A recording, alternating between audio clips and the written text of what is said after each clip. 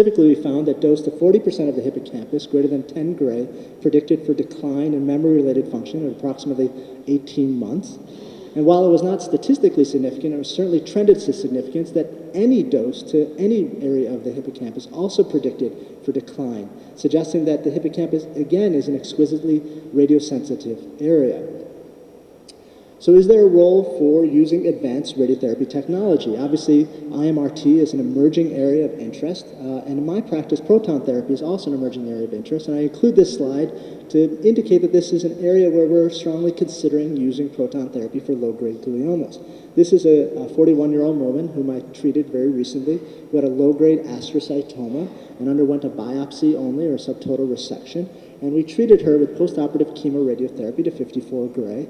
And obviously, the ability to spare the right hippocampus was not feasible because of the location and infiltrative nature of the tumor, but the ability to spare the left hippocampus in this right-handed dominant patient was feasible. In fact, the dose to the hippocampus was significantly lower.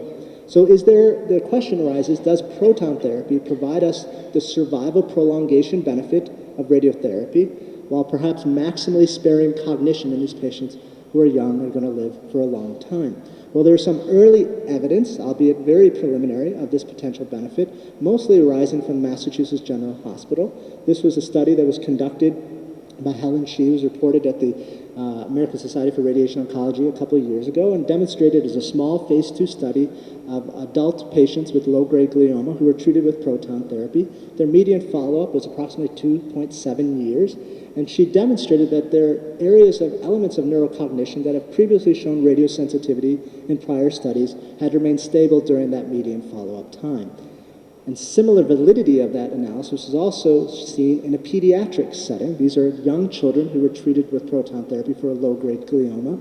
The median follow-up on this study was 7.6 years, and again showed very similar findings. There is an ongoing randomized phase 2 study at MD Anderson Cancer Center in Houston comparing IMRT to proton therapy in terms of long-term neurocognitive function in patients with low-grade gliomas.